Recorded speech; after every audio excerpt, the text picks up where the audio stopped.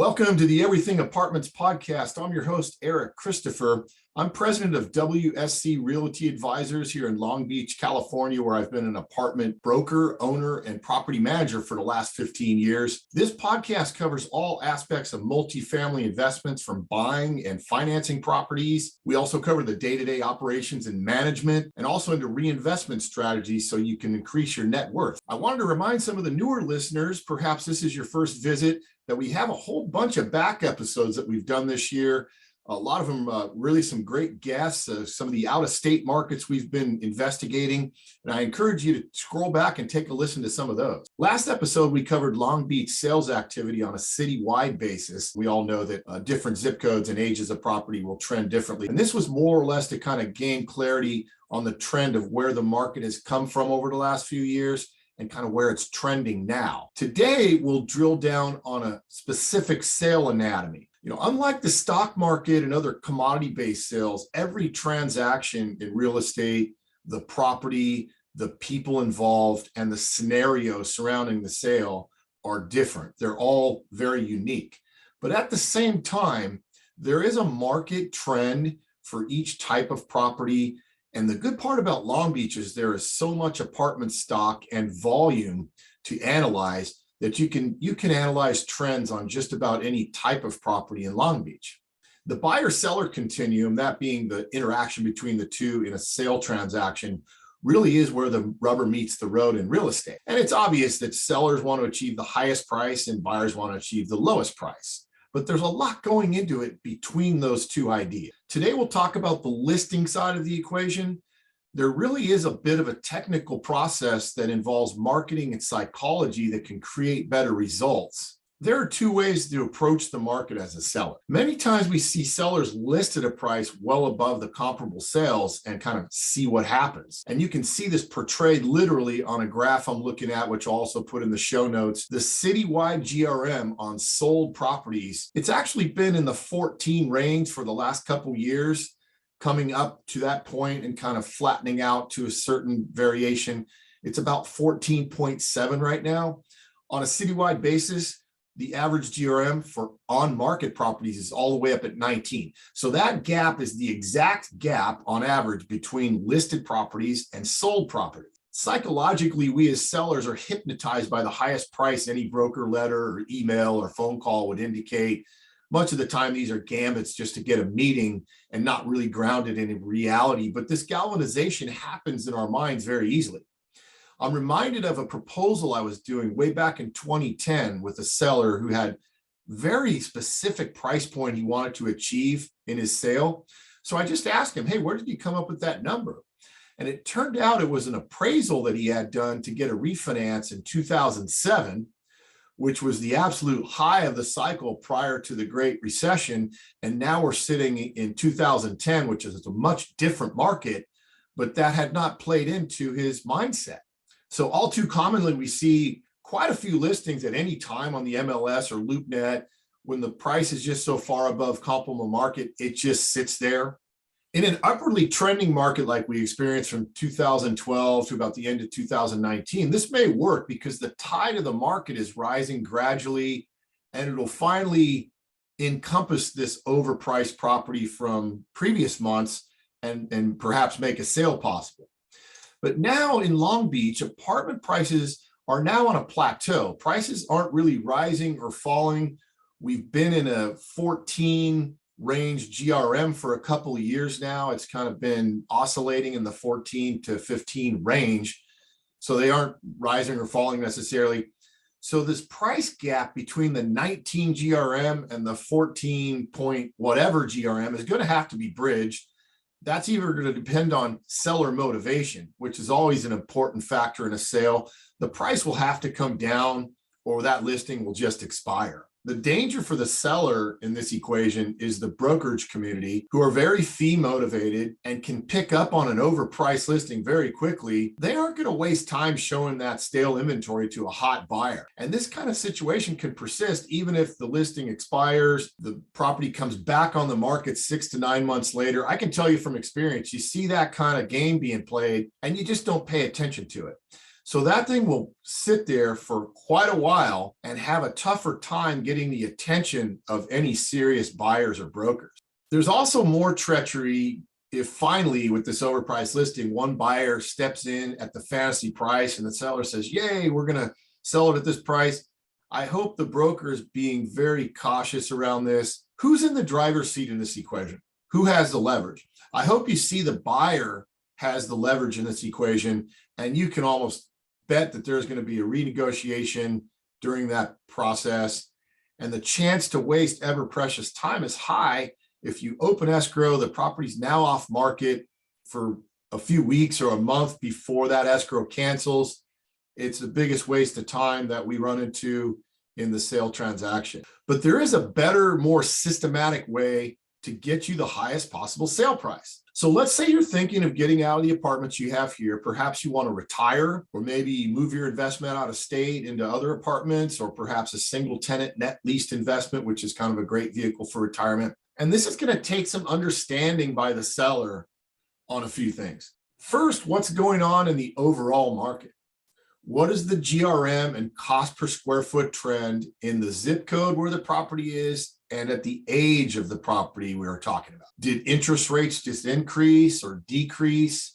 Is there new government overreach that's affecting the market? Look at that overall trend, but then let's drill down on 3 to 5 recent comparable sales and look at exactly where you might expect the subject property to land in a range. The best comparables are in escrow. So you have recent sales that might have gone back over the last 6 months, but the escrow comps are your most legitimate real comp. So we read the tea leaves on those. Could there be a price reduction in escrow of some certain amount? We go out and look at these properties. We survey the seller and the broker to find out, hey, do you think that price will stick? Do you think there may be a reduction? Most of the time, you can gain a pretty good sense of what will happen with the subject property. So now that we have a pretty good sense of what the comparable activity is doing, let's put together a value proposition.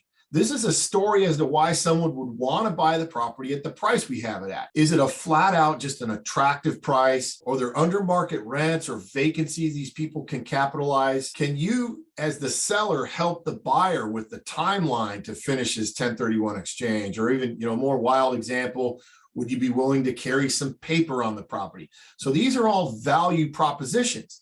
This is the story a guy like me is going to be shouting from the rooftops. I call it the why buy story. One question I like to ask sellers is, hypothetically, of course, once we get the price and the value proposition set, is would you buy the property at this price? It's kind of an interesting way to look at, because if you remember nothing else from this episode today, remember this. There is only one way to get the highest price in the market on your real estate. And it's like everything else in business. It's through competition. We need to create competition through multiple offers. This is done by portraying a value proposition to the market that induces interest. Okay. The first step to getting offers is them calling a guy like me or emailing, say, hey, give me some more information about this thing. It looks interesting. That's where everything begins. So if you don't have multiple offers coming in on your sale, there's something amiss in that price or that value proposition. And you don't want to go through escrow without multiple offers. Now who's in the driver's seat? The coin is flipped. You as a seller are now in the driver's seat. We can go look for the best qualified, best capitalized offers with the best terms and timelines. We can weed out the weak offers. And you know what we're going to be able to do next? We go out and send that multiple counter offer back to all of them. We're going to twist all the items a little closer in your favor, pricing being one of them. But the cool part about these multiple counter offers is you don't have to have them match to everybody you send them back for. Let's say you got a guy for all cash, close in a short period of time. You may give him a little better price incentive than the buyer that wants to put the loan in place. I've seen it happen dozens of times in a multiple counteroffer scenario that the price elevates above list. So how do we execute that? We have a price that's within a reasonable comp range. We have a value proposition in place. The marketing and the skill set of the agent you hire is the last part of the puzzle. Many times we see relationships between seller and agent driven off of perhaps a previous single family home sale, and they go ahead and list the apartments with them. If you have an experienced agent that knows how to move these Long Beach apartment complexes, they probably have a full database of all the owners, like I've developed for 15 years. I use multiple channels, not just MLS and postcards. For example, in my last listing, and probably a lot of you folks with the podcast here, I send out an email. My email database is over 2,500 people that I've verified. I've collected these addresses. We are now getting into a much more social media driven platform using all of the available marketing channels to broadcast that property out to the buyer pool directly, but also the agent force. You want a balance of offers coming in from all different directions to strengthen your position. I'll close this episode with one of the most interesting examples of what we're talking about here I've ever seen. But first, let me tell you about our firm, WSC Realty Advisors and WSC Property Management. WSC has been helping buyers and sellers and managing apartment properties in Long Beach for 15 years. In fact, our 15th anniversary is actually this week. If you're tired of managing or just not getting the results you want, we're running a fall special. Sign up for management services before December 31st and come aboard with no setup fee. There's usually a $60 per door setup fee because sometimes there's a fair amount of little mess and trying to get it integrated into our system does take some time, but we'll do that without charging the setup fee.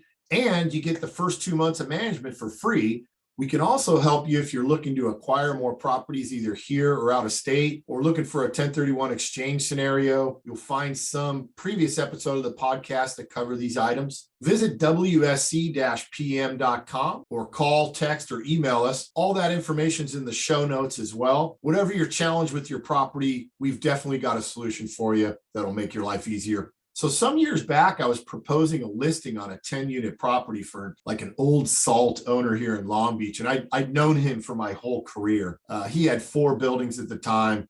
He was really a savvy, cool, older guy. And I just enjoyed talking with him and meeting him. We knew each other and got along so well for years. He basically told me I was going to list him when he retired, and that time had come. So I did my yeoman's work to do a top-notch valuation and proposal, being cognizant of the best value I thought I could produce for him. And then we got together over coffee and talked about it. I asked him what he thought of the value, and he seemed apathetic. But then he turned back to the page in the book with the comparable sales we were talking about earlier, the ones that had recently just closed. He scanned them for a minute. And to my surprise, he said he wanted to mirror the price of the lowest comparable sale. I had to clarify that I heard him correctly, but yes, he wanted to price the property at the low comparable or quote, even a little under that. And I'd never heard anything like this in my career.